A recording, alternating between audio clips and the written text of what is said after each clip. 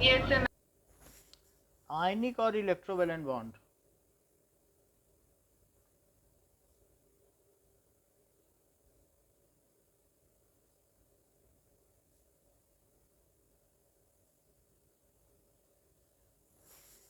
so from Kosal and Lewis treatment of the formation of ionic bond, it follows that formation of ionic bond could primarily depends on, तो ionic bond क्यों बनेगा? So ionic bond Kossel and Lewis treatment से पता चलता है ionic bond formation depends on,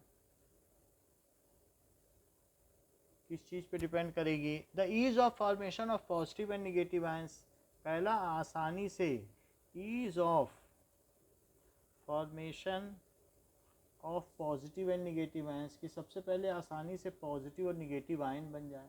उसके लिए हमें क्या देखना पड़ेगा कि आयोनाइजेशन एंथैल्पी कम हो और इलेक्ट्रॉन गेन एंथैल्पी ज़्यादा हो। Formation of positive and positive ions, that is a lesser ionization enthalpy, and negative ions,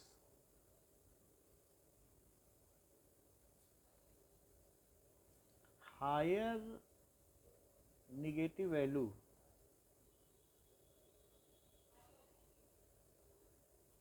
of delta EGH, इनकी इलेक्ट्रॉन गेन एंथैल्पी बहुत ज़्यादा और बहुत ज़्यादा एनर्जी रिलीज करते हो, तो from the respective neutral atom, from respective neutral atom, यानी कहने का मतलब है कि सोडियम इलेक्ट्रॉन दे दे आसानी से और क्लोरीन जो है उसका वार्म वेलकम करे, यानी जब क्लोरीन उसे ले तो 346 किलो जूल पर मोल एनर्जी रिलीज करे, और सोडियम उस इलेक्ट्रॉन को निकालने में उसको 486 यानी मामूली एनर्जी की ज़रूरत हो। तो ये दोनों ही चीज़ें ज़रूरी हैं, आसानी से निकल जाए और वहाँ जाने पे भी ज़्यादा एनर्जी रिलीज़ हो, वही एनर्जी यहाँ निकालने में यूटिलाइज हो जाएगी। फिर अभी लैटिस भी बनना है। The arrangement of positive and negative ions in the solid, second बात क्या है? मेंट of positive and negative ions in the solid, solid में जो सॉलिड बनेगा उसमें एक उनकी अपनी रेशो होती है, that is radius ratio of cation, radius ratio of cation upon anion, इसको कहते हैं radius ratio, that is radius ratio. ऐसा नहीं हो सकता है कि अगर आप अल्टरनेट बना रहे हैं और उनमें ज़्यादा डिफरेंस है तब तो क्रिस्टल नहीं बन पाएगा ना, तो एक रेडियस रेशो फिक्स होगा, तो वो रेशो होना चाहिए। तो arrangement of positive and negative ion in solid, that is the lattice of crystalline solid, कि वो कैसा लेटिस बनाते हैं, जैसा लेटिस बनाएंगे वैसी लेटिस एनर्जी रिलीज होगी कि नहीं, रेडियस रेशो, ठीक है। That is the lattice, lattice of crystalline solid. तो अभी हमने ये देखा कि Na से Na+ का बनना और इलेक्ट्रॉन निकलना, जबकि ये भी गैस है और ये भी गैस है, आइसोलेटेड गैसेस एटम, और क्लोरीन को इलेक्ट्रॉन का मिल जाना, दैट इज Cl- गैस, और तीसरी चीज़ इन Na+ गैस और Cl- गैस का आपस में मिलकर सॉलिड बना देना, एक लैटिस बना देना, ये तीन चीज़ हैं। तो यहाँ पर डेल्टा आई एच, मान लीजिए इसकी वैल्यू x किलो जूल पर मोल है, और दूसरा है डेल्टा ई जी एच, इसकी मान लीजिए वैल्यू y किलो जूल पर मोल है, और तीसरी वैल्यू है डेल्टा लैटिस, क्योंकि लैटिस में एनर्जी रिलीज होगी। तो ये जो चीज़ें हैं इसमें z किलो जूल पर मोल है। ये जो पहली वाली रिएक्शन है इट इज़ एंडोथर्मिक, इसे हीट चाहिए, सो ये एंडोथर्मिक प्रोसेस है, और ये एक्सोथर्मिक है, इसमें हीट रिलीज होगी, एक्सोथर्मिक। और नीचे वाला कैसा है, क्या ये भी एक्सोथर्मिक है? क्योंकि एनायन एंड कैटायन पास आएंगे तो भी रिलीज करेंगे। तो इन तीनों से जो बनेगी वो रिएक्शन क्या होगी, ये चीज़ इससे कैंसिल हो जाती है, ये चीज़ इससे कैंसिल हो जाती है, Na+ है तो Na+ गैस इससे कैंसिल हो जाता है, ये इलेक्ट्रॉन इससे कैंसिल हो जाता है। आपके पास बचते क्या क्या हैं लेफ्ट में, Na और Na है और प्लस Cl है, और इससे मिल के क्या बना Na+ Cl- सॉलिड, और ये दोनों गैस हैं। तो इससे ये बन जाना, ठीक है। हमने और भी चीज़ें हैं जो बॉन्ड एंथैल्पी है और बहुत सारी जो बॉन्ड नेबर में सिखाई थी वो यहाँ नहीं ली है, लेकिन अगर ऐसा इन सबसे गैस से बन जाए तो उसको क्या कहते हैं, इसको कहते हैं हीट ऑफ रिएक्शन। क्या कहते हैं, हीट ऑफ रिएक्शन, जो इसकी वैल्यू किसके इक्वल होगी, x+y+z। लेकिन नेचर में ये इसी रूप में तो रहते नहीं हैं, वास्तव में इसमें और भी 2-3 चीज़ें इंक्लूड होगी जो आपको पहले सिखाई जा चुकी हैं कि पहले सॉलिड से इसको सब्लिमेट करना पड़ेगा कि नहीं, एटोमाइज। और Cl2 के आधे बॉन्ड आपको चाहिए, 1 मोल का मतलब है आधा मोल तोड़ दो तो 1 मोल Cl बन जाए कि नहीं। तो बॉन्ड, इसकी बॉन्ड एंथैल्पी चाहिए, इसका सब्लिमेशन एंथैल्पी, वो भी इसमें जोड़ेंगे। हमने आपको सिंप्लीफाइड वर्जन में कोसल लुईस अप्रोच बता दी है जो आपकी बुक में दी थी, तो जितनी दी थी हमने उतनी बताई, हम ज़्यादा क्यों बताएं भाई, इतनी ही तो दी है, बताओ। तो इतनी हमने बताई, आगे बॉर्न हेबर साइकिल उन्होंने नहीं बताया तो हम भी एक्सटेंड नहीं कर रहे हैं। अब देखो M को मेटल कहते हैं और N को X को नॉन मेटल कहते हैं, तो वो सारी चीज़ें। तो ये अगर ये पूरी जो हीट है, अगर मान लीजिए ये निगेटिव है, then the reaction is spontaneous and the formation of ionic compound is feasible. इसे निगेटिव होना चाहिए, वातावरण को ये ऊर्जा दे सके लेना, जैसे कि ये यहाँ पर कितनी होती है, क्या दैट इज 486 किलो जूल पर मोल होती है, और ये कितनी होती है, दैट इज 346 किलो जूल पर मोल, जो कि निगेटिव है। बताती जाना, नहीं तो फिर हम बता देंगे, सिखा देंगे आपको। और 786 होती है, जहाँ ना समझ में आए बता देना, किलो जूल पर मोल। क्या लेटिस, जैसे मान लो वो पास पास आए Na+ और Cl-, तो जब पास आएंगे कैटायन और एनायन तो क्या इस तरीके से लैटिस बनाएंगे, आपके फर्स्ट चैप्टर में भी केमिस्ट्री में दिया है कि एनायन और कैटायन, तो इस तरीके का क्रिस्टल। तो क्या ये कैटायन और एनायन के आने पे large amount of heat release होगी, जो कि 788 किलो जूल पर मोल दी गई है नीचे, और निगेटिव में होगी तो हम भी 788 लिख देते हैं, तो इट इज 788। ठीक है, मैं थोड़ा मेमोरी में फर्क आ जाता है। अब ये देखो, अब इन सबको जोड़ दो तो कितना होगा, निगेटिव वैल्यू बढ़ गई कि नहीं, ये 1000, अगर आप इन सबको जोड़ो तो क्या हो जाएगा, दैट इज 486 और -346 और +-788, कितना हो गया, जोड़ सकती हो तो जोड़ लो, बता दो हमको। 1000 है, ये कितना है, 8 6 14, 8 4 12 13 और 10 11 और 486, तो ये कितना हो जाएगा, 14 8 8 है, एक ले लिया, 12 4 और 10 4, ये इतनी एनर्जी रिलीज हुई। If heat of reaction is negative, जो एक रिएक्शन हो रही है निगेटिव है, then there the formation of ionic compound is feasible.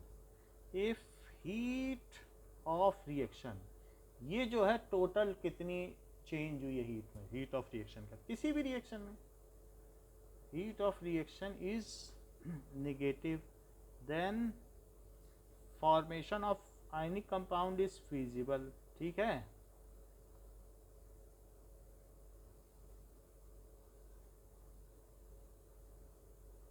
समझ में आई बात। अब हम आगे बढ़ते हैं, तो अब आगे गोल्ड लेटर में लिखा है, obviously ionic compound will be formed more easily between elements comparable to low ionization enthalpy and high value of electron gain enthalpy. ये तो मैंने लिख ही दिया ऊपर, किन में बनेगा, जिसमें आयोनाइजेशन एंथैल्पी लो हो और हाई इलेक्ट्रॉन गेन एंथैल्पी हो तभी तो बन पाएगा ना, कि थोड़ी एनर्जी दे के इलेक्ट्रॉन निकल जाए और वो वार्म वेलकम करे तो ही बनेगा। तो अब यहाँ पर जो क्रिस्टल बनाया गया है Na+Cl का, वैसे मैंने आपको फर्स्ट चैप्टर में बता दिया था, लेकिन अब सब पूरा चैप्टर ही इसी का है तो मुझे बताना पड़ेगा। तो यहाँ पर ये रॉक साल्ट स्ट्रक्चर है। रॉक साल्ट स्ट्रक्चर का मतलब क्या है कि हर सोडियम एटम 6 क्लोरीन एटम से घिरा हुआ है, और हर क्लोरीन एटम कितने से घिरा हुआ है? 6 सोडियम एटम से घिरा हुआ है। बाकी इनके अपने भी स्ट्रक्चर हैं कि ये और ये ऐसे है, फिर ये ऐसे है, और फिर इसके बाद यहाँ पर इसके मिड पॉइंट से इसको मिलाओ, तो मिड पॉइंट से मिला दो, और मिड पॉइंट से फिर किसको मिलाओ, दैट इज़ इसके मिड पॉइंट से इसको मिलाओ, इसके मिड पॉइंट से इसको मिलाओ, तो ये एक बेल्ट बन गई। अब यहाँ से अब आप कहाँ पे आ गए, यहाँ तक आ जाइए, तो ये वाली है, फिर इसको मिला दो, तो ये बन गया। ये सारी चीज़ हो गई। तो ये जो आपका यहाँ पे बन रहा है, और फिर यहाँ पर भी एक मिडिल में होगा, और फिर यहाँ पर भी एक मिडिल में होगा। अब मेरे ख्याल से बन गई सारी बात। तो ये जो चीज़ है, इसमें हर पॉइंट पर एक जगह पर सोडियम होगा, तो सोडियम छोटे छोटे हो जाएंगे, और वो भी अल्टरनेट में हो जाएंगे। Sodium chlorine sodium, chlorine sodium, chlorine sodium, ये हो गया।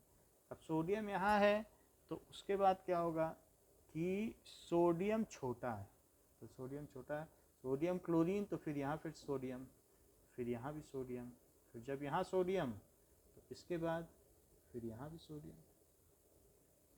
ये चीज़ है। इनके मिड पॉइंट को भी हमें मिला लेना चाहिए। वो आप जब देखोगी तो पता चल जाएगा कि किस तरीके से बनाया गया है। वास्तव में हम ऐसे करें तो ज़्यादा अच्छा रहेगा कि एक ऐसे और एक ऐसे, तो ऐसे कर लेते हैं।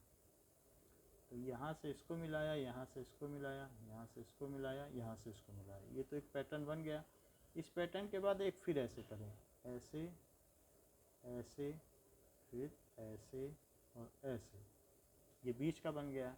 फिर ऐसे, फिर ऐसे, फिर बीच में भी कहीं पे कहीं ना कहीं ऐसे, और फिर ऐसे, बीच का बन गया।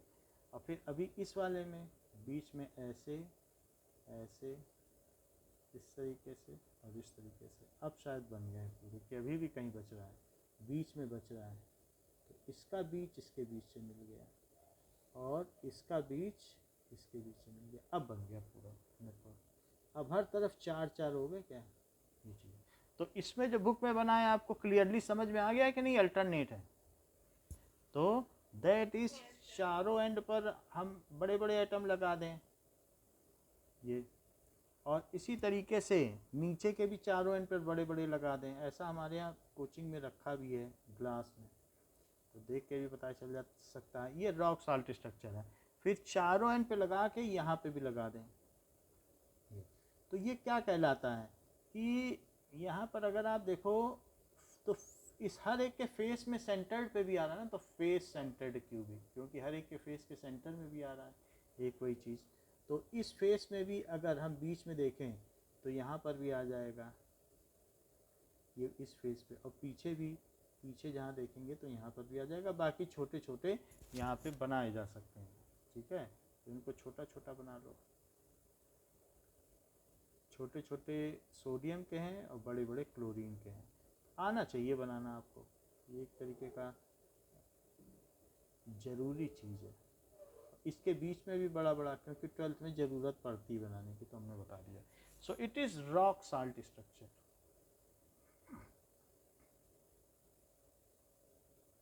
Of sodium chloride. ऐसे और में भी होते हैं। तो of NaCl in which each Na plus is surrounded by 6Cl-। आप देख लो, अगर सिर्फ बीच बीच में देखो तो क्या इसके चारों तरफ 6 घिरे नहीं है? दिखाऊं आपको, चेक कर लो कि बीच वाला सोडियम देख रही हो, बीच वाला सोडियम, क्या उसके बीच में जो इक्वेटोरियल एक्सिस है उसमें 4 हैं नीले, बीच और ऊपर और एक नीचे, तो 6 हो गए कि नहीं?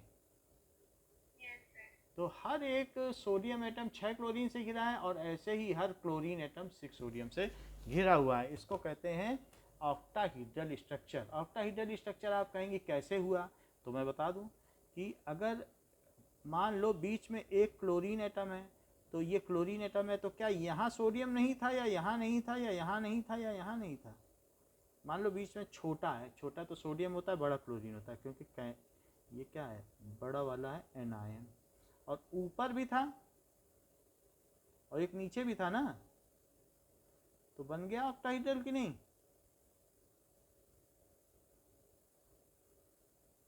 और नीचे भी बन गया, बोलो। तो ये चीज जो हमने बताई, this is octahedrally located. So each sodium, ये पूछा जाए तो बता देना, is surrounded by 6 Cl minus and each Cl minus is surrounded by 6 Na plus। इसको कहते हैं रॉक साल्ट स्ट्रक्चर, का मतलब है ऑक्टाहीड्रल है ये। 6 फेसेस, हीड्रल का मतलब फेसेस, ऑक्टाहीड्रल 6 फेसेस, बीच में Na प्लस और बाकी Cl minus Cl minus Cl minus Cl minus Cl minus. आपकी मर्जी हो तो इसे स्क्वायर बाई पिरामिडल भी कह सकती हैं। अच्छा, ऐसा स्ट्रक्चर बहुतों में पाया जाता है, आगे भी हम देखेंगे कि कई चीज़ में, KCl में भी पाया जाएगा। But there is always a constraint of radius ratio. अगर रेडियस रेशो सही है तो ही क्रिस्टल का फॉर्मेशन होगा। KCl का क्रिस्टल मजबूत नहीं होता है। जबकि खड़ा नमक कितना मजबूत होता है, देखा है गांव में खड़ा नमक इस्तेमाल होता है कि नहीं देखा? क्यूबिक होता है। देखा। अच्छी बात है।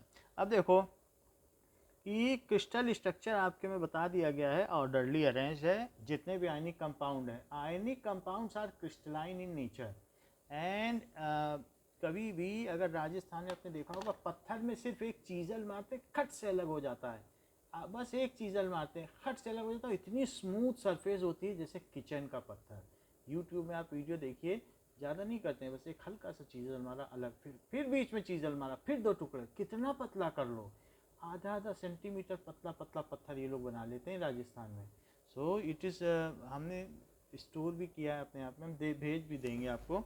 तो इस तरीके से आप ये देख सकते हैं क्रिस्टलाइन स्ट्रक्चर जो है, दे क्लीव एट स्मूथ फेसेस। वो जब टूटते हैं तो जहाँ टूटते हैं वो फेस कैसी होती है, स्मूथ होती है। Now in solid the sum of electron gain enthalpy and ionization enthalpy में भी पॉजिटिव। कह रहे हैं कि ऐसा भी हो सकता है कि पॉजिटिव हो, तो चिंता न करना। क्या पॉजिटिव आ रहा है? अगली लाइन पढ़ो, आपके बुक में लिख रहा है कि sum of electron gain enthalpy and ionization enthalpy में भी पॉजिटिव। जस्ट नीचे लिख रहा है फिगर के, तो पॉजिटिव आ रहा है क्या? कहाँ निगेटिव आ रहा है? ये 346 और ये इन्हीं दोनों को जोड़ो। हाँ, तो वही वो कह रहा है कि पॉजिटिव आ सकता है, but it is stabilized by the formation of lattice. So in ionic solids, delta IH or plus delta EGH may be positive, but it is, that is cations and anions are further stabilized। ये किससे stabilise होते हैं?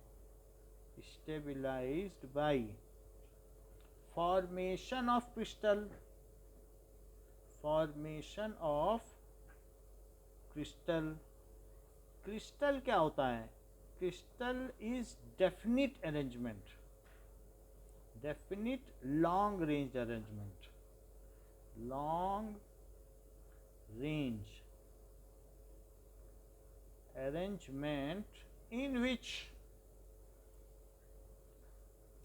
cations and anions are at alternate positions, are alternately located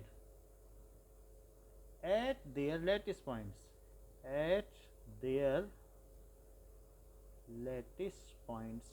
और फिर हमने आपको बता दिया था कि दो तरीके के सॉलिड होते हैं, एक एमॉर्फस होता है और एक क्रिस्टलाइन होता है। क्रिस्टलाइन में लॉन्ग रेंज अरेंजमेंट होता है और इनका फिक्स्ड मेल्टिंग पॉइंट होता है कि नहीं, जैसे NaCl का 1470 केल्विन होता है। तो इसमें ये बिल्कुल फिक्स्ड होते हैं और ये दे क्लीव का। ये एमॉर्फस मैंने बताया था शॉर्ट रेंज, जैसे रबड़ हो गई, प्लास्टिक हो गई, अगर उसमें बीच में तोड़ना चाहोगी तो बिल्कुल शार्प टूटेगा क्या तुम्हारी जो इरेजर है कि नहीं। तो जो एमॉर्फस होते हैं उनमें शॉर्ट रेंज अरेंजमेंट होता है। तो ये चीज़ हमने आपको अभी परसों की क्लास में दिखाई थी, देखो मैं आपको फिर अभी रिमाइंड करा देता हूँ। तो crystalline and amorphous solids,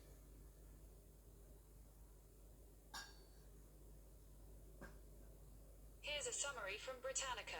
Solid. Crystalline and amorphous solid. अब देखो ये चीज़ हमने आपको बता दी थी आज, जस्ट एक बार फिर से देख लो कि जो क्रिस्टलाइन है उनमें कैसा अरेंजमेंट है और एमॉर्फस सॉलिड में किस तरीके का अरेंजमेंट है। ये देखो ये चीज़ है ना, अरेंजमेंट अलग अलग।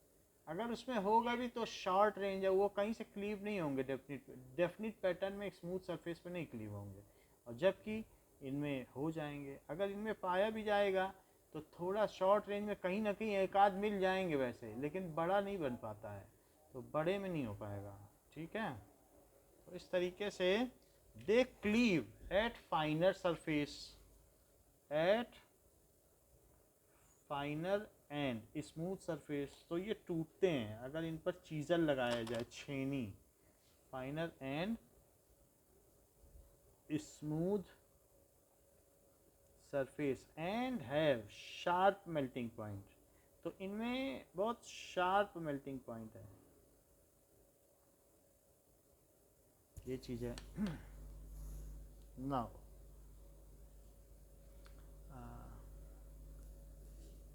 ये बात हो गई। अब आगे देखो कि बर्फ को कभी तोड़ते हुए देखा है, सूजे से कैसे खट से टूट जाती है। तो ऐसे खड़ा नमक हो, काला नमक को तोड़ के देख लेना, बिल्कुल अच्छे से टूटता है। अब ये देखो, तो इन्होंने कहा कि it is there sum is largely compensated by lattice enthalpy. So जो सम है it is largely compensated by lattice enthalpy. तो वो चीज़ हम पहले पढ़े, लैटिस एंथैल्पी होता क्या है। तो what is lattice enthalpy. So अगले पेज पे दिया हुआ है, lattice enthalpy of ionic compound is defined as energy required to completely separate 1 mole of solid. So अगर मान लो NaCl को कंप्लीटली सेपरेट करना चाहो, और किस में सेपरेट करना चाहो, into gaseous constituents ion, Na plus gas में कन्वर्ट करना चाहो और Cl माइनस गैस में, ये 1 मोल ले लो, दैट इज 58.5 ग्राम। क्या यही 1 मोल है? देखो 23 ग्राम इसका और 35.5 इसका, तो ये 1 मोल हो गया क्या? 1 मोल सॉलिड को अगर उसके कंस्टिट्यूएंट गैसेस आयन में कंप्लीटली सेपरेट करने के लिए जितनी ऊर्जा की आवश्यकता होगी, that is known as lattice enthalpy. और उल्टी रिएक्शन कराओगी तो भी लैटिस एंथैल्पी ही कही जाती है, उल्टा भी कराओ तो भी लैटिस, लेकिन तब निगेटिव लगा देना। तो इसको तोड़ने के लिए कितनी एनर्जी चाहिए? अब 788 लगाओ, क्योंकि इतनी चाहिए ना, रिलीज थोड़ी ना करेगा, इसको गेन है। जब गेन है, जब आप इसे हीट करो तो क्या इस सिस्टम को हीट का गेन मिल रहा है, फायदा हो रहा है क्या? जब हीट का गेन हो तो पॉजिटिव लगाओ, किलो जूल पर मोल, this is gain of enthalpy. Gain of enthalpy का मतलब पर मोल। और इसी तरीके से अगर आप Na प्लस गैस और Cl माइनस गैस को isolated gaseous ions of 1 mole cation and anion, when they are brought nearer to each other to form a solid crystalline structure, then whatever energy is released also known as lattice enthalpy। तो इससे क्या बनेगा? क्या Na plus Cl minus solid बन जाएगा, और क्या इसे भी लैटिस एंथैल्पी ही कहेंगे? वॉन नेबर साइकिल में हम देख चुके हैं, लेकिन तब ये 788 किलो जूल पर मोल कहलाएगा, और तब क्या ये इतनी एनर्जी सराउंडिंग में रिलीज कर देगा? तो ये क्या लॉस ऑफ एनर्जी है, एंथैल्पी है, बताइए? क्योंकि पास आएंगे तो ऊर्जा रिलीज होगी कि आपको मेहनत करनी पड़ेगी, गर्म करना पड़ेगा क्या इनको, कि अपने आप ही बना देंगे? अपने आप ही बना देंगे। हाँ, तो अब ये देखो, the latest enthalpy of an ionic solid, ये सभी डेफिनेशन बहुत इंपॉर्टेंट है। Enthalpy of ionic solid is defined as the energy required, is defined as the energy required to completely separate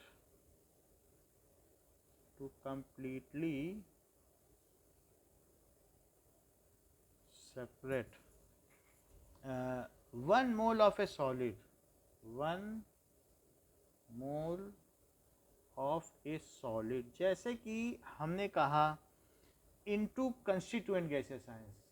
फिर से समझो, lattice enthalpy of ionic solid, यहाँ पे समझो ये चीज, lattice enthalpy of ionic solid is the energy required या enthalpy required. Energy पर मोल को एंथैल्पी कहते हैं, बस ये समझ लो।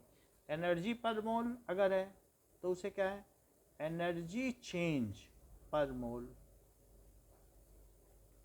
उसे क्या नाम दिया गया है? हाँ, बस इतना समझ लो। फिर समझो कि lattice enthalpy of ionic solid सिर्फ आयनिक सॉलिड में होती है। अगर आपके 1 मोल बॉन्ड है, कोवेलेंट है, तब बॉन्ड एंथैल्पी कहना, तब लेटिस एंथैल्पी ना कहना, ठीक है? बाकी जो उनको आप कहोगे नहीं सर उसमें तो मेल्टिंग भी करनी पड़ती, कभी कभी कोई कोई कोवेलेंट सॉलिड जो है ऐसे भी होते हैं, जैसे CO2 ड्राई आइस है, तब क्या करेंगे? तो कोई भी चीज़ है उसको सब्लिमेशन एंथैल्पी कह देना, उसको मेल्टिंग पॉइंट कह देना, फ्यूज़न एंथैल्पी कह देना, बॉयल कर रहे हो तो वेपराइजेशन एंथैल्पी कह देना, सबके अपने अपने नाम हैं। लेकिन कोवेलेंट बॉन्ड को तोड़ने में जो ऊर्जा लगे तब उसे बॉन्ड एंथैल्पी कहना। बात समझ में आ गई? क्योंकि वहाँ बॉन्ड होते हैं। आप कहेंगे कि वो तो सॉलिड है, तो सॉलिड से फिर हम कैसे करेंगे? तो सॉलिड से लिक्विड बनाओ, लिक्विड से वेपर बनाओ, सॉलिड से लिक्विड बनाओगे तो क्या कहोगे? Fusion enthalpy. और लिक्विड से क्या बनाओगी? गैस, क्योंकि गैस तक जाओगी तभी तो बॉन्ड तोड़ोगी, कि सॉलिड ही में तोड़ना शुरू कर दोगी। आयोडीन सॉलिड होता है कि नहीं? ये आयोडीन है, सॉलिड है पूरा। तो अब ये जो भी है सॉलिड है, तो क्या इसी से तोड़ना शुरू करोगे कि पहले वेपराइज करोगे? वेपराइज करने के लिए आप इसको सीधा सब्लिमेट कर सकते हो। खैर ये तो सब्लिमेट होता है, तो सब्लिमेशन एंथैल्पी, उसके बाद बॉन्ड एंथैल्पी। लेकिन अगर आयनिक है तब क्या करोगी? सॉलिड से ही सुविधा मिली है, बड़ी बात है, फैसिलिटी है, सॉलिड से ही सुविधा मिली है कि सीधा कंस्टिट्यूएंट में तोड़ो, क्योंकि इनको वेपराइज नहीं करना है। सॉलिड से सीधा तोड़ने के लिए जितनी एनर्जी की आवश्यकता होती है, दैट इज कॉल्ड इनटू, ठीक है, energy required to 1 mole of a solid. पढ़ो जरा, 1 मोल ऑफ ए सॉलिड लिखा है कि नहीं? 1 mole of a solid ionic compound, ionic compound. बाकी तो थर्मोडाइनमिक्स में ऐसी बहुत सारी डेफिनेशन अगले चैप्टर में, तो अभी तो हम बिल्कुल जरूरी ले रहे हैं। Compound into gaseous constituent ions.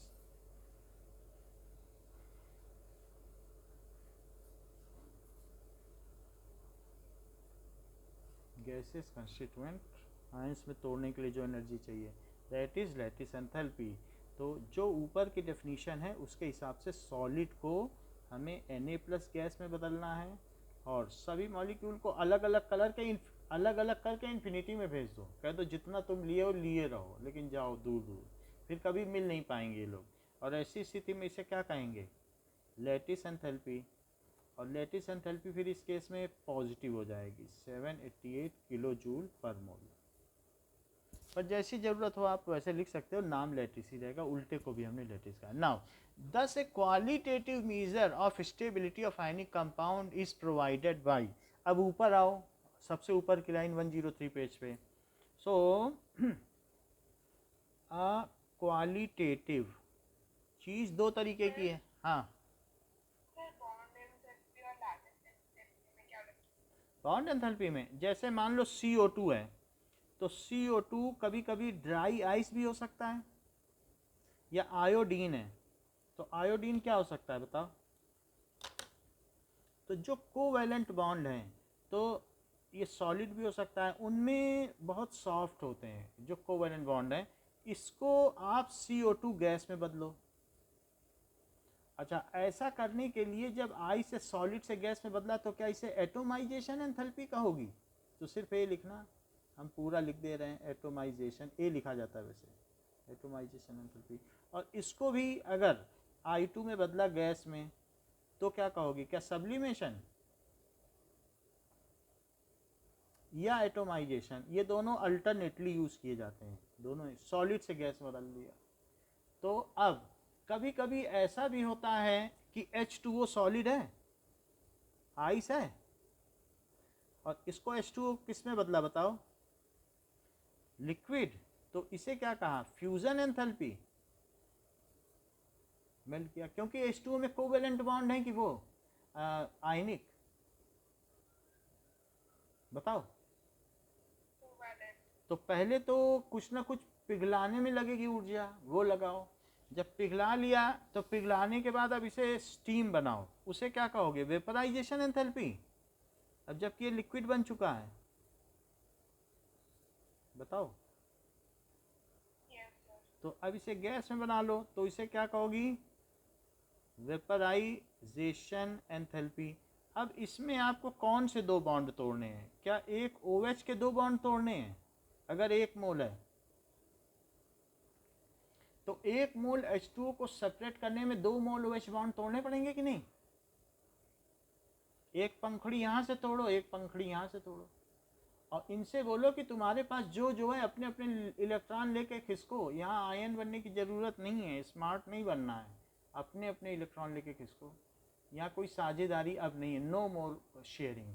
तो अब ये गैस बन चुका है, तो अगर H2O को तुम तोड़ दोगी तो क्या 2H बनाओगी gas, isolated gases ground state ions, ये एटम्स, और क्या एक O बनेगा? और इस प्रक्रिया में कितने बॉन्ड तोड़े जाएंगे OH के? बोलो। 2 बॉन्ड, 2 मोल। बताइए, अगर 1 मोल है तो 2 मोल नहीं तोड़े जाएंगे। So it is 2 times of bond enthalpy होगी। तो इट इज़ बॉन्ड यहाँ लिखो, और बॉन्ड के आगे एंथैल्पी लिखो, और ब्रैकेट में लिखिए OH। बात समझ में आई? उसकी कुछ वैल्यू होगी X। क्लियर है? जब जब कोवेलेंट कंपाउंड हो तो बॉन्ड एंथैल्पी लेना, ये एडिशनल प्रक्रिया है, ये सब कर लो, वो अलग से है। लेकिन जब गैस में बदल जाए तो उनके बॉन्डों को अलग अलग एटोमाइज करने के लिए, उनके कंस्टिट्यूएंट एटम है ना कि आयंस। सो इनके constituent, in case of covalent compounds the constituents are ion. So what is bond enthalpy?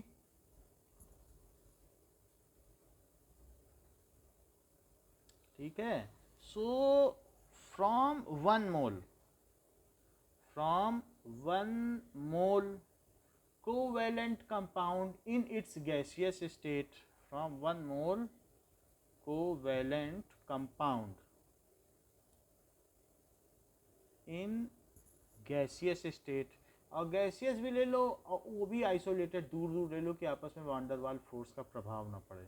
Gaseous isolated state, दूर दूर रहें तो वांडर वाल नहीं रहेगा, आइसोलेटेड बिल्कुल। फिर सही पैरामीटर तभी आएगा।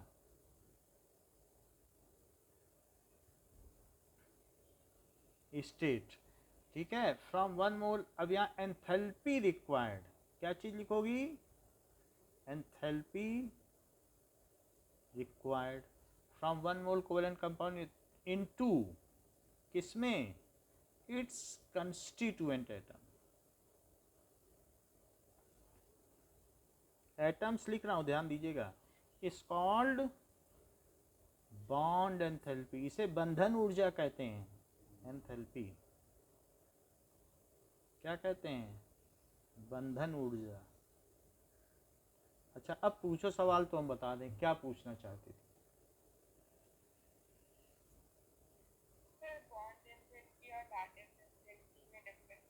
बॉन्ड अगर कोवेलेंट कंपाउंड हो तो बॉन्ड एंथैल्पी लेना और उसको एटम में तोड़ना, और आयनिक कंपाउंड हो तो उसको एनायन कैटायन में तोड़ना। जब आयनिक कंपाउंड हो तो लैटिस एंथैल्पी ली जाती है, जब कोवेलेंट कंपाउंड हो तो बॉन्ड एंथैल्पी ली जाती है। बात समझ में आई?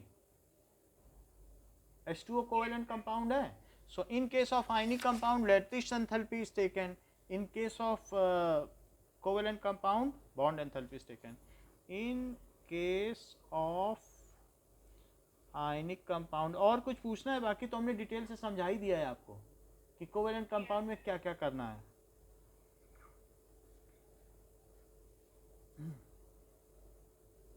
Lattice enthalpy is taken and for covalent compound क्या लिया जाएगा? Bond enthalpy is taken। बाकी किसकी कितनी लैटिस एंथैल्पी है, किसकी कितनी बॉन्ड एंथैल्पी है, अगर इसके बारे में ज़्यादा जानना चाहती हो तो पेज नंबर 238, 239, 240, 241 ये इससे भरे पड़े हैं। आप चाहे तो 236 के आगे सब डिटेल है, जो कंपाउंड चाहो उसका देख सकती हो। सब आप चाहे तो देख लें पेज पलट के। 236 से अगले 10 पेज तक सारे कंपाउंड जितने आपको नोन है सबकी bond enthalpy, lattice enthalpy, enthalpy of sublimation, atomization enthalpy, हर चीज़ दे रखा है। Is it clear? ठीक है, आगे बढ़ें। चलो now in case of lattice enthalpy the geometry of lattice crystal is very much important। कह रहा है कि कैसा ज्योमेट्री है, तो कभी कभी CaF2 ज्योमेट्री होती है, इसके कई नाम है जैसे rock salt structure, zinc sulphide structure, calcium fluoride structure, ऐसे बहुत सारे अलग अलग नाम हैं। तो अलग अलग आयनिक कंपाउंड के अलग अलग स्ट्रक्चर होते हैं, तो वो बहुत इम्पॉर्टेंट है कि वास्तव में वो कैसा स्ट्रक्चर बना रहा है, कैसा लैटिस स्ट्रक्चर बना रहा है, उसके हिसाब से ही उसमें से एनर्जी रिलीज होगी। नाउ बॉन्ड पैरामीटर, सब आपकी बात आ गई। आपने कहा हमें कोवेलेंट के बारे में और बताइए, तो बॉन्ड पैरामीटर्स क्या क्या चीज़ें हो सकती हैं एक बॉन्ड में। नाउ बॉन्ड लेंथ क्या होती है? मान लीजिए दो चीज़ें पास में आई, तो एक H आया एक Cl आ गया, तो बॉन्ड लेंथ है क्या? इसके न्यूक्लियस से इसके न्यूक्लियस की जो लेंथ है वो बॉन्ड लेंथ है। यानी अगर इसका Ra है एटॉमिक रेडियस और इसका कितना है Rb है, तो बॉन्ड लेंथ कितनी मानी जाएगी?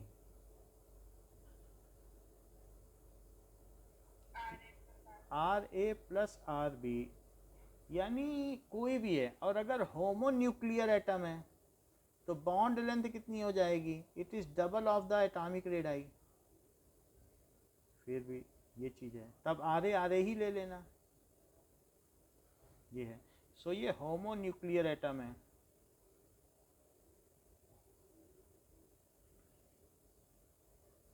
मॉलिक्यूल, और ऐसा नहीं है कि अगर ट्राई एटॉमिक मॉलिक्यूल है तो बॉन्ड लेंथ नहीं होगी, किसी भी रिस्पेक्टिव पेयर ऑफ एटम्स में ली जाती है। तो हीटेरो न्यूक्लियर डाई एटॉमिक मॉलिक्यूल, जैसे HCl, ये H2 हो गया। ऐसा भी हो सकता है, मान लीजिए OH2, तो OH2 में अगर ये दो बॉन्ड बन गए हैं तो यहाँ से यहाँ तक जो लो वो क्या कहलाएगी? अगर ये R है ये RB है, तो ये बॉन्ड लेंथ है OH बॉन्ड लेंथ। इसे क्या कहेंगे? OH bond length. This is H, this is O, this is H। और फिर यहाँ से यहाँ तक ले लो तो भी तो OH बॉन्ड लेंथ होगी।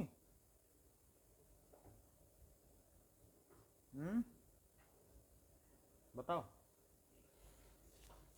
सो bond length is defined as the equilibrium distance. वास्तव में कभी भी जो एटम है वो ऑसिलेट होते रहते हैं अपनी मीन पोजीशन से, लेकिन कोई ना कोई पोजीशन तो मीन है, जिसके इधर इधर ये आ रहा है और इसके इधर इधर है, तो उसकी मीन पोजीशन से इसकी मीन पोजीशन तक के बीच की डिस्टेंस। बाकी दोनों तो ऑसिलेट कर ही रहे हैं। एक्सिस पर भी ऑसिलेशन होता है, रोटेशन भी होता है, ऐसे भी रोटेट होता है, अलग अलग। हमने बताया था कि अलग अलग केस हैं। तो कोई भी चीज़ ये है, यहाँ पे दो दो मोती लगा दो, ऐसे ऐसे भी रोटेट होते हैं, ऐसे ऐसे भी रोटेट होते हैं, फिर अलग अलग तरीके से होंगे, और फिर ऑसिलेट भी होते हैं। तो ऑसिलेश है तो वाइब्रेशनल एनर्जी, रोटेशनल एनर्जी, इनमें कई तरीके की एनर्जी होती है। ठीक है, फिर अगर ये पूरा H2 का मॉलिक्यूल हिल रहा है चारों तरफ, तो क्या इसकी ट्रांसलेशनल एनर्जी भी होगी? ये सारी चीज़ें होती हैं। तो इस तरीके से बॉन्ड लेंथ क्या होती है? बॉन्ड लेंथ पहले देखो,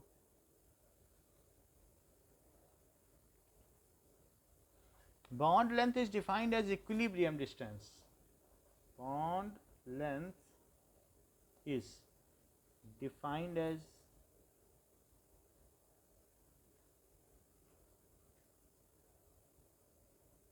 equilibrium distance between the nuclei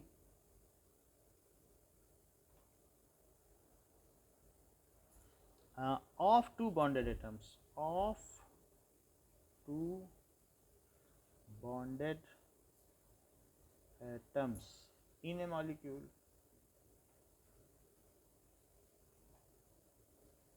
equilibrium distance की मैं क्यों बात कर रहा हूँ? क्योंकि एक इनमें ऐसी सिचुएशन है कि जब इनके बीच में सबसे लेस एनर्जी है, ये वहीं रहना चाहेंगे, एनर्जी वेल। मान लीजिए ये हाइड्रोजन में एक प्लस है और इसी तरीके से इसमें भी एक प्लस है, तो ये प्लस घूमेंगे या पास आएंगे, जैसा भी करेंगे। प्लस ना बनाओ, माइनस बनाओ, ये इलेक्ट्रॉन है ना, तो ये माइनस माइनस है, दो इलेक्ट्रॉन हो गए, दो इलेक्ट्रॉन हो गए, और क्या क्या हो गया? क्या दो प्रोटॉन हो गए? क्या प्रोटॉन के बीच रिपल्शन होगा? अच्छा, इलेक्ट्रॉन के बीच में भी रिपल्शन होगा क्या? बताओ। और क्या इनके बीच अट्रैक्शन है? और इनके बीच अट्रैक्शन है? अच्छा, इसके और इसके बीच भी अट्रैक्शन है क्या? और इसके और इसके बीच भी अट्रैक्शन है? यानी टोटल अट्रैक्शन क्या 4 है और टोटल रिपल्शन 2 है? चेक करो, 1 अट्रैक्शन, 2 अट्रैक्शन, 3 अट्रैक्शन, 4 अट्रैक्शन। समझ में आई बात? तो there are 4 attractive force and 2 repulsive force, so attraction is dominating over repulsive force. There are 4 attractive force। अगर मैं इसे A मानूं और इसे B मानूं, तो 4 attractive force हैं। कौन से?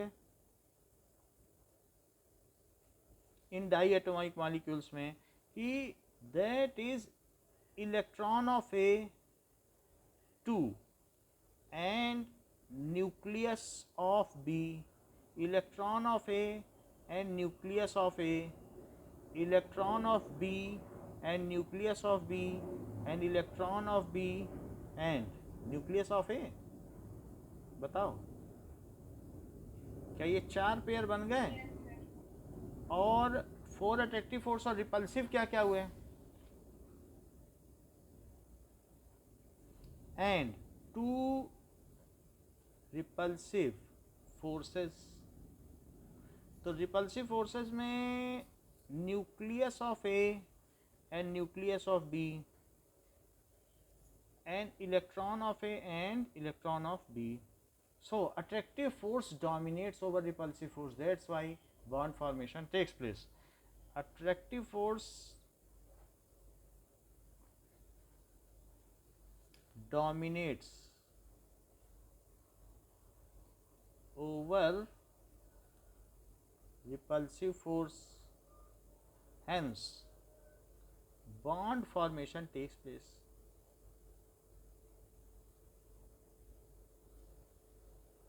takes place as resultant force is net attractive force. Resultant force is net attractive force. अब जरा देखो, ऐसी स्थिति में इनके बीच में जब ये जीरो एनर्जी है, जब ये एटम बहुत दूर दूर थे, ये जीरो एनर्जी की स्टेट है, 0 किलो जूल पर मोल, लेकिन ये बहुत दूर दूर थे, ये आर है, that is inter atomic distance, inter nuclear distance को, न्यूक्लियस के बीच में डिस्टेंस। यहाँ पर ये बहुत दूर दूर थे, तो जब बहुत दूर दूर थे तो इनके बीच जीरो एनर्जी थी लगभग। फिर जब ये और पास आए, ये जीरो है और ये बढ़ती चली जा रही इंटर एटॉमिक डिस्टेंस। अब जब पास आए तो पास आने पर इनमें अट्रैक्शन बढ़ा, तो इनके बीच में एनर्जी और लोअर हुई, वान डेर वाल अट्रैक्शन बढ़ा। फिर और पास आए, और पास आए, और पास आए, एक ऐसी स्थिति आ गई कि अब इन्होंने बॉन्ड फॉर्मेशन कर लिया। और अब और पास नहीं आ पा रहे, क्योंकि अब पास आते हैं तो इनको न्यूक्लियस क्या करता है, ये वो स्थिति है जब ज़्यादा पास आएंगे तो बताओ प्रोटॉन क्या दूर भगा देगा, भागो दूर, ज़्यादा पास आना चाहेंगे। और दूर जाएंगे तो नेट अट्रैक्टिव फोर्स डोमिनेट कह रहा है कि पास आओ, क्योंकि ये इनका एनर्जी वेल है। अब ये यहाँ से ना दूर जा सकते हैं, वो बॉन्ड टूट नहीं सकता है, एनर्जी दे दोगे। अब एनर्जी वेल कितना है, यानी बॉन्ड बन गया तो H2 बॉन्ड बनने में 437 किलो जूल एनर्जी खर्च हो गई। अगला पेज निकालो, अगले पेज में देखो 104 में H2 बना, सो ये 435.8 है।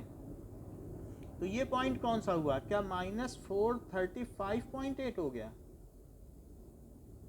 बताएं। यानी ये एनर्जी वेल में फंस गए हैं, दिस इज एनर्जी वेल। और जहां पर इनकी मिनिमम एनर्जी है वो कितनी दूरी पर है, उनके न्यूक्लियर के बीच की डिस्टेंस, क्या वही बॉन्ड लेंथ है, क्या वही उनकी मीन लेंथ है, बताओ। तो mean distance mean inter nuclear distance, so it is mean inter nuclear distance, ऐसा लिख लें इसे। अब ये दूर भी नहीं जा सकते, पास भी, लेकिन फिर भी ये पास आने की हिम्मत करते हैं, दूर भगाए जाते हैं, फिर दूर भगाते हैं, फिर पास आते हैं, तो वो अपनी मीन पोजीशन पर ऑसिलेट करते रहते हैं, क्योंकि जो रूम टेम्परेचर है वो एब्सोल्यूट टेम्परेचर से काफ़ी ज़्यादा है, 25 डिग्री है, दैट इज़ 298 केल्विन। तो कुछ ना कुछ तो एनर्जी सराउंडिंग में है ही, तो उनमें वाइब्रेशन तो होगा ही, वाइब्रेशनल एनर्जी होगी कि नहीं। So it is mean inter nuclear distance, so it is the energy well.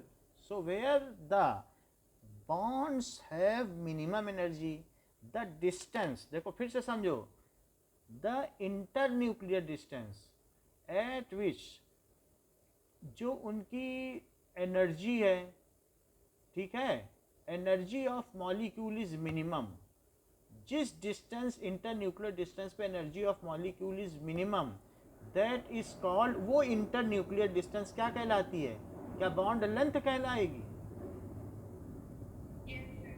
हाँ, तो ये बात लिखो कि द इंटरन्यूक्लियर डिस्टेंस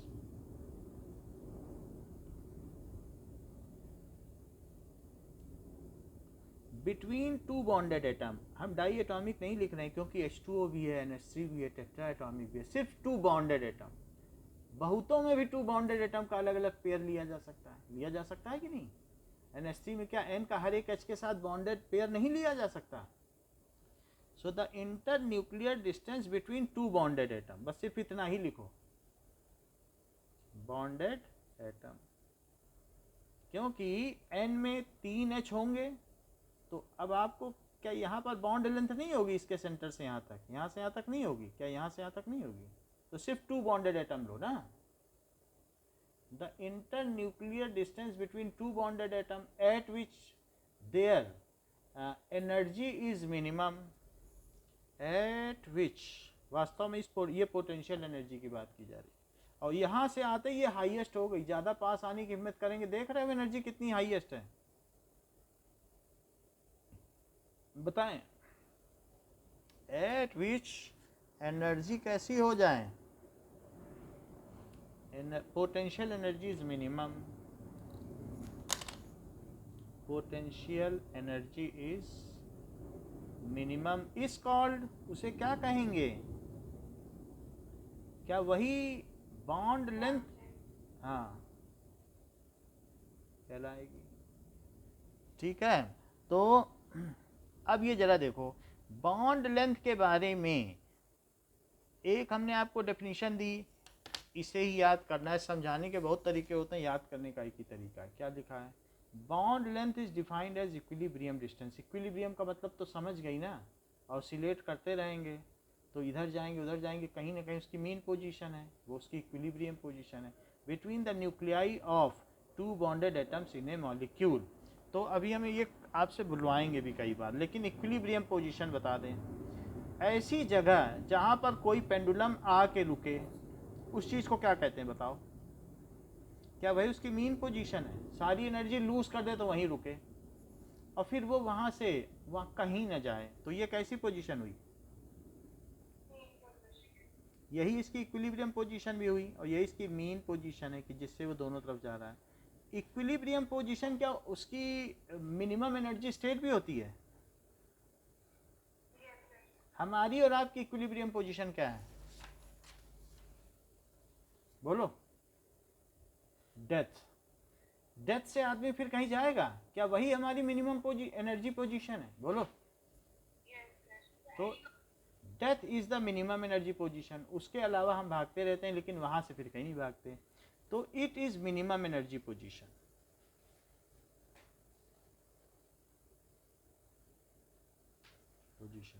तो यहाँ पे क्या ये इसकी मिनिमम एनर्जी पोजीशन है, तो क्या मैं इसे इसकी इक्विलिब्रियम पोजीशन बोल दूं?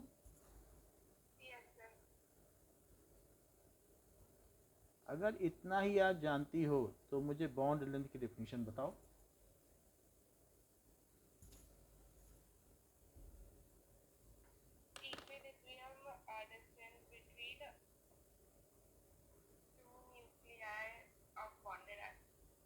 अच्छा, लैटिस एंथैल्पी बताओ।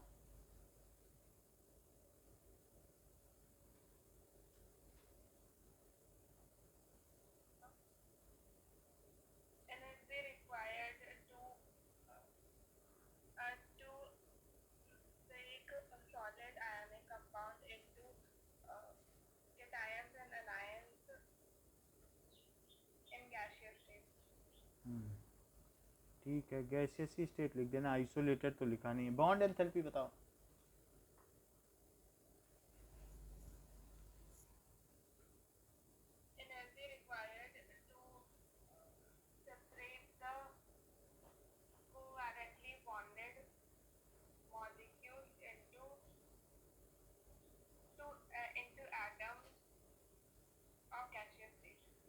हाँ, into constituent atoms in gaseous state, और इधर भी गैसियस लगाना। ठीक है, बता दिया आपने। अच्छा चलो, बॉन्ड लेंथ आपने बता दी कि it is the distance between two nuclei at their equilibrium state, यही चीज़ है। अब आगे पढ़ो। तो in case of covalent bond the contribution from each atom is called the covalent radius.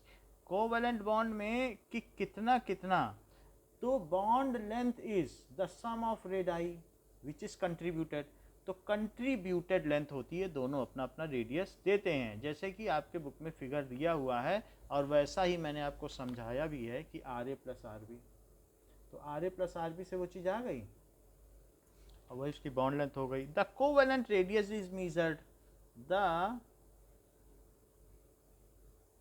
Covalent radius is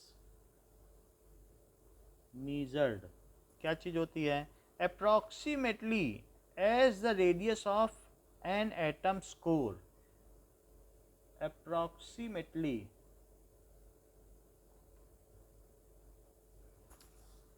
as the radius, किसका radius, of atoms core. देखो ये बात हम लोगों ने जब रेडियस पढ़ी थी तो तीन तरीके के पढ़ी थी, मेटालिक रेडियस भी होता है और क्या होता है, वांडर वाल रेडियस भी होता है, कोवेलेंट रेडियस है। तो अब हम कोवेलेंट रेडियस की बात कर रहे हैं, तो एटॉमिक रेडाई में कौन कौन से रेडियस होते हैं, ये चीज़ यहाँ फिर से पूछ दी गई है। तो क्योंकि अब हमें बॉन्ड लेंथ चाहिए ना, तो पहला क्या है, कोवेलेंट रेडियस, दूसरा क्या है, मेटेलिक रेडियस, और तीसरा क्या है, वांडर वॉल रेडियस। तो कोवेलेंट रेडियस क्या है कि अगर मान लीजिए ये एटम है और दूसरा ये एटम है, तो इनमें जो इनके कोर एटम है वो कहते हैं हम तो पार्टिसिपेट नहीं करते, तुम करो तो करो, इस तरीके से ये कहता हम भी नहीं करते। तो वास्तव में जो इनकी ओवरलैपिंग हुई है, ओवरलैपिंग वैलेंस शेल की हुई है, कोर ने अपने आप को इन सब मामलों से दूर रखा है। तो यहाँ पर देखा जाए तो इस तरीके से जो इसके सेंटर से यहाँ तक की डिस्टेंस है, बीच तक ली जाएगी, और इसके सेंटर से यहाँ तक की जो डिस्टेंस है, तो इसको आर ए लिया जाएगा और इसको आर बी लिया जाएगा। तो valence shell overlap, not the core shell. Core electron overlap नहीं करते हैं, उनका ऑक्टेट पूरा है, वो क्यों तुम्हारे मामले में छेड़छाड़ करेंगे, तुम्हारी कमी है तुम पूरी करो। तो इस तरीके से अब इस डेफिनेशन को पढ़ो। The covalent radius is measured approximately the radius of, किसका रेडियस है, atoms core which is in contact with core of adjacent atom. जो दूसरे, तो अगर ये कह रहा है इन कॉन्टैक्ट विथ कोर, तो फिर यहाँ से लो, यहाँ से कोर लो, कह रहा है विच इज इन कॉन्टैक्ट, यहाँ तक कोर मान रहा है, ओवरलैपिंग नहीं कर रहा है। तो वो कोर कहाँ तक हुई, which is in contact with, फिर से देखो कॉन्टैक्ट में है कि नहीं। So covalent radius is measured approximately as radius of atom's core which is in contact with core of adjacent atom, which is in contact with core of adjacent atom। तो ऐसे case में वो उसका actual radius नहीं है, covalent radius is 15% lesser than the actual atomic radius. बात समझ में आई, कोवेलेंट रेडियस। लेकिन ये हमारे काम का है, क्योंकि हम इससे कोवेलेंट बॉन्ड लेंथ निकाल लेंगे। तो ऐसे फालतू में हमने नहीं कहा कि 15% लेस है तो क्यों ले रहे हो, हमारे काम का तो है, कम से कम ये इंटरन्यूक्लियर डिस्टेंस तो निकाल लेगा। So internuclear distance between two bonded atoms in their mean position is called bond length.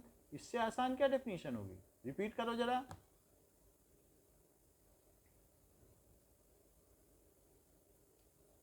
Internuclear distance between two bonded atoms at their mean position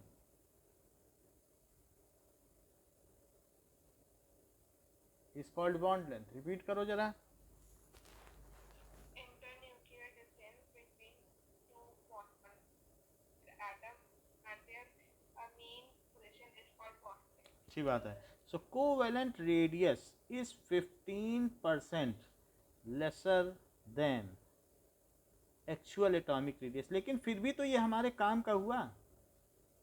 अच्छा, ये बात हमने पहले नहीं बताई थी आपको कि क्यों काम का है, क्योंकि तब ये कॉन्टेक्स्ट नहीं था। अब हम बता रहे हैं क्योंकि हमें बॉन्ड लेंथ निकालनी है। तो हम कोवेलेंट रेडियस को कैसे नज़रअंदाज कर दें, जब आपको बॉन्ड लेंथ निकालनी है तो बॉन्ड लेंथ के लिए हमें कोर रेडियस चाहिए जो एक दूसरे के कांटेक्ट में है, तो फिर हम इस चीज़ को छोड़ नहीं सकते ना। ये है, और दूसरा ये है। तो अब यहाँ पर ये दूसरा वाला है, तो ये दोनों एक दूसरे के संपर्क में है, these are in contact with each other. तो ये चीज़ है। तो यहाँ पर ये आर ए का कोवेलेंट रेडियस है ए एटम का, और आर बी का कोवेलेंट रेडियस है, और ये मॉलिक्यूल ए बी बना है। तो अब जरा देखो कि covalent radius is measured approximately as the radius of atomic core which is in contact with the core of adjacent atom। इसे भी रिपीट करो।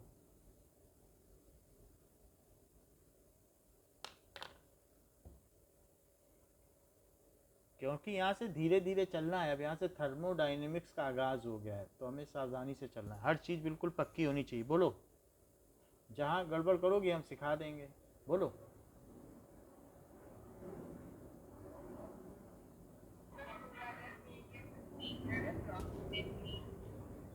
बोलो, आवाज़ नहीं क्लियर आ रही। बोलो, क्या कहती हो?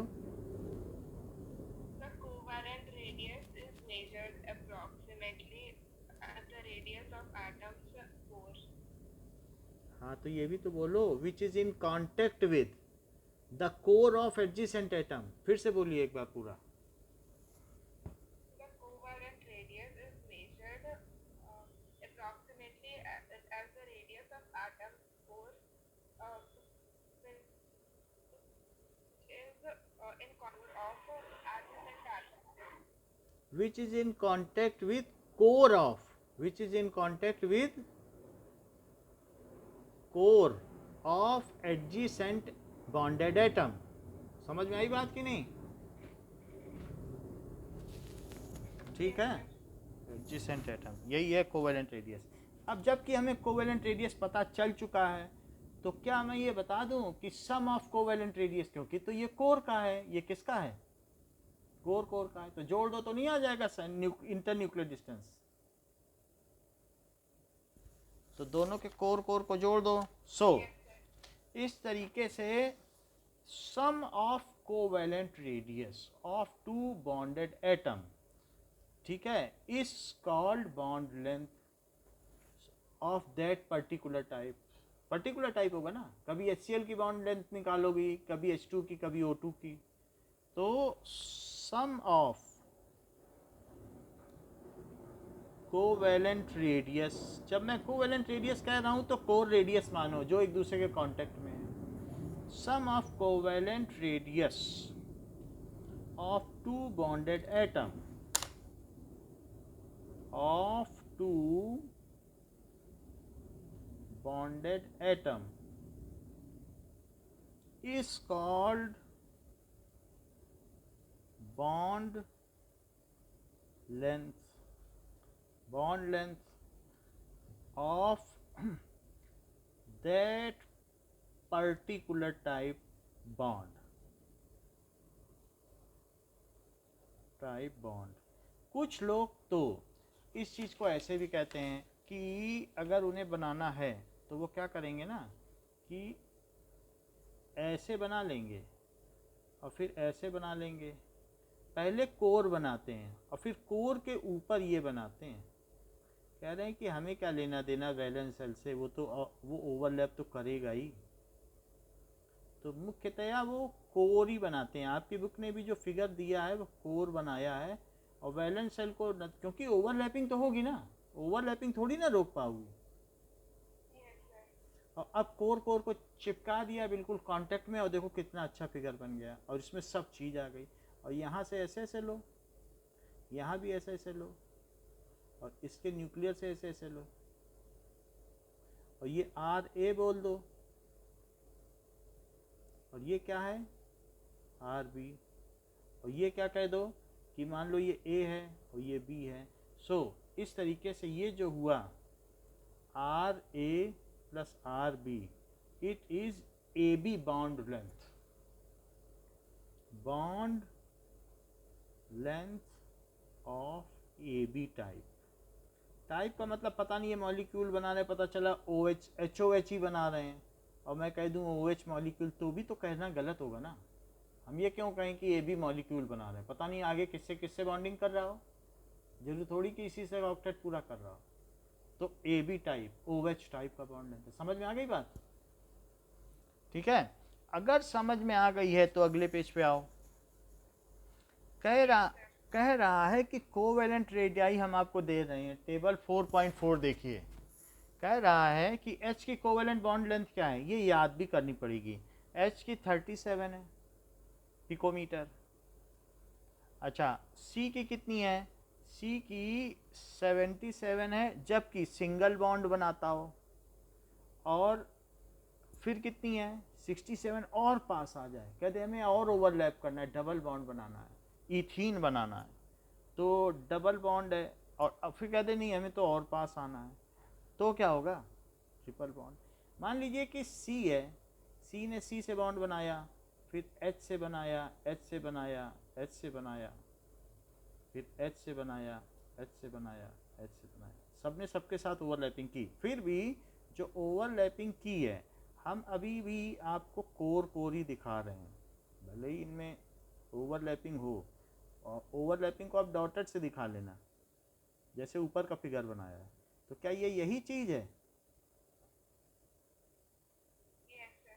अब इसमें जो भी ये चीज़ है, ये वाइट से दिखाए जाते हैं और ये ब्लैक से दिखाए जाते हैं। तो ये ब्लैक से ले लें और ये वाइट से ले लेंगे। तो अब यहाँ से अगर इससे इसके बीच की जो डिस्टेंस ली जाएगी वो कितनी होगी बताओ? सी बॉन्ड लेंथ कितनी होगी? 77. बता नहीं रही हो ठीक से, बताती तो बता ही ले जाती। जब हम कह रहे हैं कि 77 ये है और 77 ये है, और ऐड करना, ऊपर फार्मूला दिया है आपको, आप एक ही का बता रही हो। बॉन्ड लेंथ पूछी जा रही है ना, कोवेलेंट रेडियस तो दिया है। 154. हाँ अब सही बताया। अच्छा अब ये मुझे बताओ सी एच की बताओ।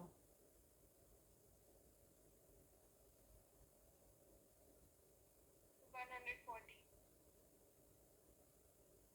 चेक करता हूँ, मतलब 77 कितना बताया सी एच का? 37 और 77 जोड़ा होगा क्या? 14, हाँ सही बता दिया आपने, 114। अच्छा काम किया है।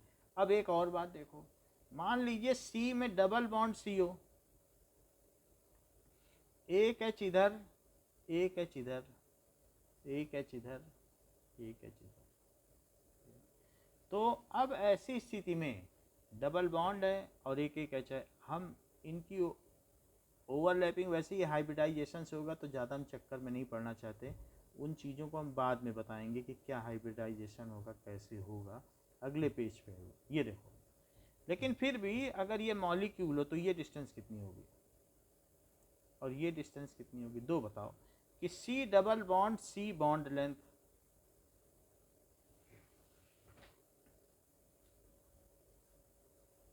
बताइए।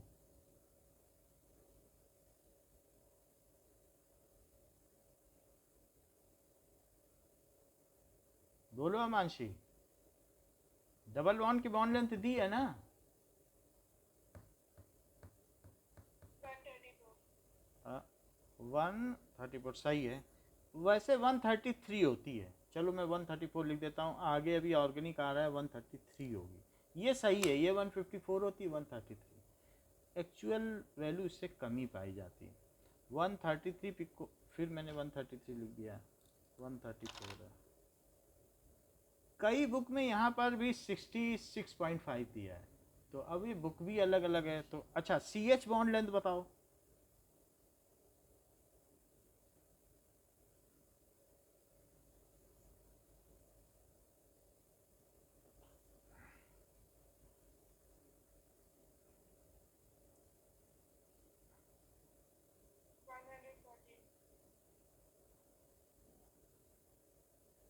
104 डबल का नहीं ले रही हो क्या? फिर इसका मतलब अब ये जो सी है ना, वास्तव में इसमें बहुत कुछ बदल गया है। अब इसमें हाइब्रिडाइजेशन हो जाएगा, वो चीज़ आपको बता दी जाएगी। जो डबल बॉन्ड लेंथ है बहुत पास आ गए, और इनको 3 बॉन्ड बनाने थे तो sp2 हाइब्रिडाइजेशन कर लिया, एक इससे और दो इससे, एक एस और दो पी आ गए, वो बात अलग है। लेकिन फिर भी ये छोटा हो गया। तो अब अगर डबल बॉन्ड है, डबल बॉन्डेड एटम है, तो इसका डबल बॉन्डेड ही लेना है। फिर भी आप ये देख लो, जैसे सी क्या होता है, क्या 1s2 2s2 2p4 होता है क्या? बताओ। Yes, sir. 4 2 6 2 8, ज़्यादा ले लिया। हाँ बोल देती हो, सही नहीं कराती हो, कहीं गलत लिख दिया जाए, सही करा दिया करो, फिर वीडियो गलत बन जाएगा। अच्छा ये इसकी ग्राउंड स्टेट है क्या? Yes, sir. ग्राउंड स्टेट है। अब इसके बाद इनका क्या करना है, इनको डबल बॉन्ड बनाना है, तो डबल बॉन्ड बनाने के लिए क्या करना पड़ेगा, तो दैट इज सिंपली 2 2 4 2 6 हो गए, ठीक है। तो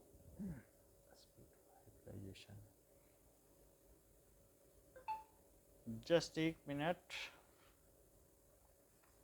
अब ये क्या करेंगे कि नाउ ये सारे मिलके यहाँ पर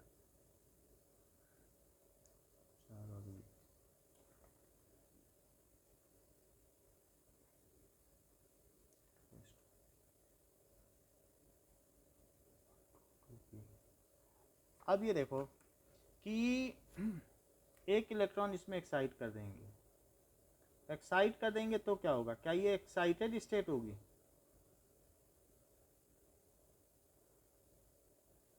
बोलो,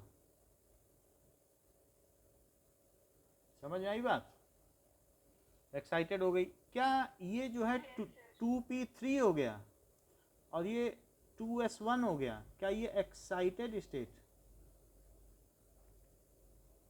अच्छा। अब ये तीनों मिलके क्या करेंगे, ये तीनों मिलके कहेंगे कि हम लोग आपस में बॉन्ड बना लें, ये देखो, ये कहेंगे कि हम तीनों लोग जो है आपस में मिलकर एक ऐसी स्थिति पैदा करें जिसमें हम लोगों की आइडेंटिकल ऑर्बिट हो, ये 3 है, इसको अलग कर देंगे, कहेंगे तुम अलग रहो, तुम जाके डबल बॉन्ड बनाओ, तुम्हारा हमारे साथ कोई काम नहीं, लेकिन हम तीनों मिल जाते हैं, इसको नहीं कहेंगे। ये कैसी रहेगी, ये प्योर पी ऑर्बिटल रहेगी, ये कैसी रहेगी बताओ, प्योर पी ऑर्बिटल, और ये तीनों मिल के क्या बना लेंगे, ये प्योर पी ऑर्बिटल है, इनमें हाइब्रिडाइजेशन होगा, हाइब्रिडाइजेशन, इसका क्या मतलब है कि 3 ऑर्बिट हैं, कहेंगी कि 1s और 2p मिल जाए हम लोग और 3 ऑर्बिटल बनाएं।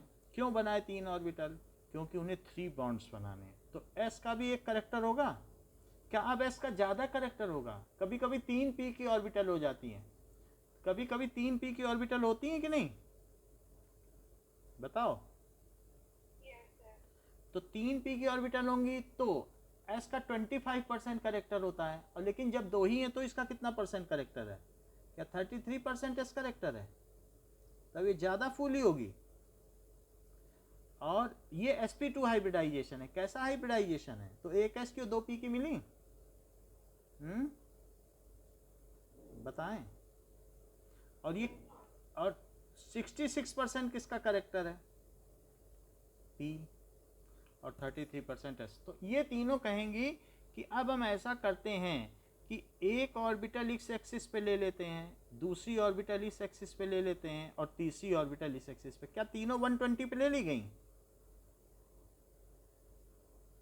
और क्या इन तीनों में एक एक इलेक्ट्रॉन है, ये देखो तीनों ऑर्बिटल एक जैसी बन गई, और तीनों कौन सी हुई, p को अलग कर दिया, बोला तुम अलग चले जाओ, इस 2s से कोई मतलब नहीं, कहता मैं तो कोर इलेक्ट्रॉन हूं, तो क्या ये 3sp2 हाइब्रिड ऑर्बिट हो गई, अच्छा। अब ये तीनों क्या सिमिलर ओरिएंटेशन में रहेंगी,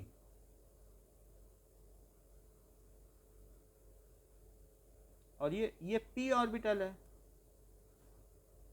इसमें भी एक है, तो इनके पास एक एक इलेक्ट्रॉन है, देखो है कि नहीं, एक्साइटेड हुआ था तो हुआ था कि नहीं, पीछे दिखाया, टोटल काउंट कर लो 4 2 6 ही है।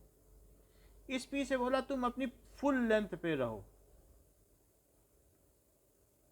तुम्हें हम लोग शामिल नहीं करेंगे, और दूसरा वाला भी आ गया, बोला हमने भी अपनी तैयारी कर ली है, चलो अब हम भी तुम्हारे साथ बॉन्डिंग करें, ये दूसरा वाला आ गया, उसने कहा कि ये दूसरा कार्बन एटम है, क्या इनके बीच बॉन्ड लेंथ 120 है, ये बॉन्ड लेंथ 120 है क्या, ये बॉन्ड लेंथ 120 है, और क्या ये जो दूसरा कार्बन है उसने भी ऐसी ही तैयारी करके इसके पास आ गया क्या, तो क्या अब इनमें एक ये सिग्मा बॉन्ड बन गया, साइड मतलब ये एंड ऑन ओवरलैपिंग, ओवरलैपिंग। और ये कैसी ओवरलैपिंग है? क्या ये साइड वाइज ओवरलैपिंग है? क्या ये डबल बॉन्ड बन गया? ऊपर नीचे घूमता रहेगा अपने में, तो ये क्या पाई बॉन्ड बन गया? Yes, sir. अच्छा, इसके बाद क्या इसके पास एक एच आ गया और इसके पास भी एक एच आ गया? बोलो।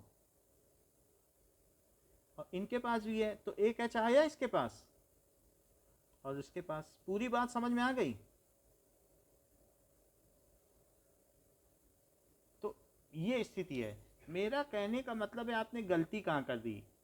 अगर sp3 हाइब्रिडाइजेशन होता तो क्या ये इतनी स्वॉलन होती कि नहीं होती? तब इनमें एस करेक्टर इतना होता नहीं, बस थोड़ी सी फूली होती। तब क्या लेंथ ज़्यादा नहीं होती?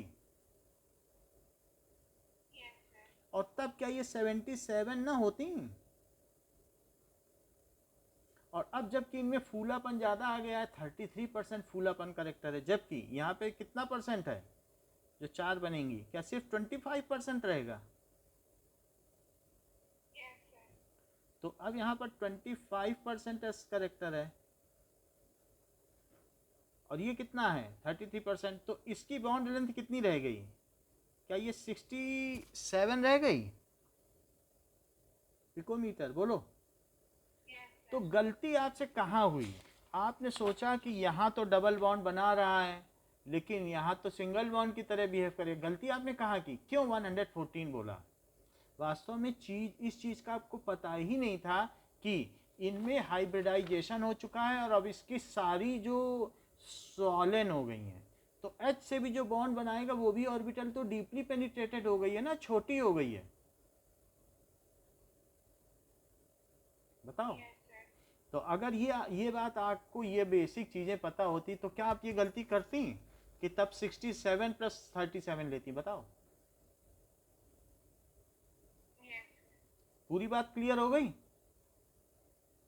yes, sir. चलो, तो आपने यहाँ पे बता दिया 104। इसी तरीके से ट्रिपल बॉन्ड का भी आपको हम बता देंगे नेक्स्ट क्लास में, और इसी के आगे इसको हम कंटिन्यू करेंगे। इस क्लास के लिए इतना ही। Thank you.